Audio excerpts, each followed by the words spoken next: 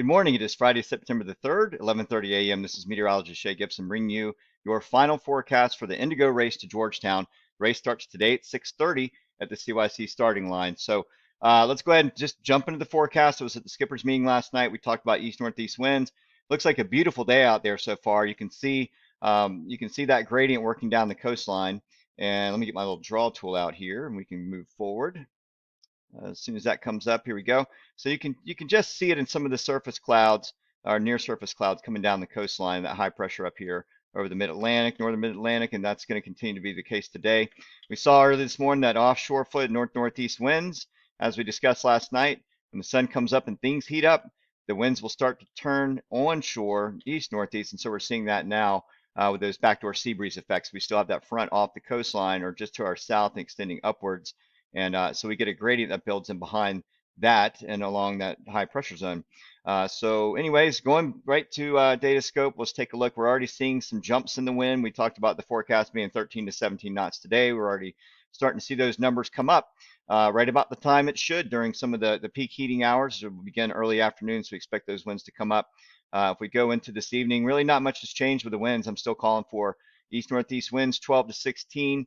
The models really do not catch the speeds here. So the highest resolution model we have has it low. I still think we're going to get 13 to 17, just a bit above. It's going to overperform from what the models are showing. That's just due to backdoor sea breezing effects that models don't pick up on. However, at the race time, I do think winds will fizzle down 12 to 16, maybe even 11 to 15, with a possible full east turn as you go through the jetties. And so that may make for a little bit of a headwind for you, but if it stays east-northeast, at least you'll have a little bit of an angle there, even on a hauled course to get through there and then make your turn off the coast. So not much change in the winds. The only thing I would say that's changing, we talked about this last night, is closer to shore. We did discuss how these winds would probably become a little bit more offshore in the early morning hours overnight, just because of the cooling factor, radiational cooling. When you have cool air and then everything, the winds do not lock in onshore as you're going to see in the daytime. So that would be a concern. I do think that the offshore gradient, near shore, Capers near shore buoy, all the way out, and to Charleston Edisto buoy will likely keep a northeast gradient going through the night and holding somewhere between 9 and 13 or 10 to 14 knots.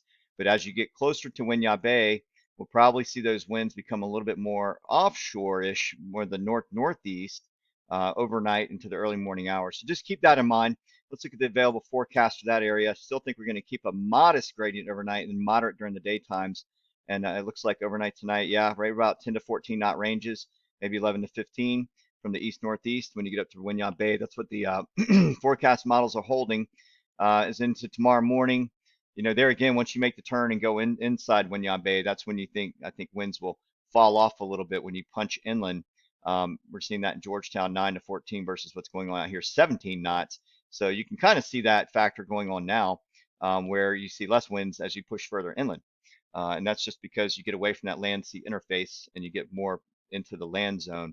So keep that in mind. Storm Prediction Center, no convective outlook for today or tomorrow.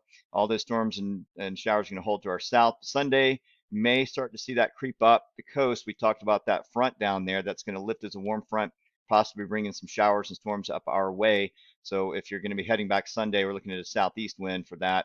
We'll just run a quick run out to Sunday, and it looks like things get lighter and more southeast for sure in the afternoon. So we're looking at southeast winds anywhere from 6 to 10 knots. Again, that forecast holds from what I talked about last night. Near shore wave prediction center. I do not see any changes in that, with the wave forecast being the same at about 2 feet. And that's verified here too, maybe 3 at the most, 2.5. We are looking more favorable for a 10-second long period groundswell to occur overnight. So that should help things out with calming that chop down a little bit. You won't get beat up as much at the start. You may have 5 to 6 seconds from the south or even southeast, but eventually it's going to turn east. So the direction of the swell will be east, 2 feet. Let's take a look at the currents real quick. And we're looking at about a half a knot of current from the northeast to start. And that extended. This was actually not quite as far out. It was stopping right about here in this zone before. Now it's extending upwards because the gradient's going to hold through the night. So as you punch inland towards Winyah Bay, it looks like the currents really do die off. We're looking at I think it's underperforming here in the modeling, and I would say probably closer to a knot, especially with winds being 13 to 17. You're going to generate a little bit more of a surface current.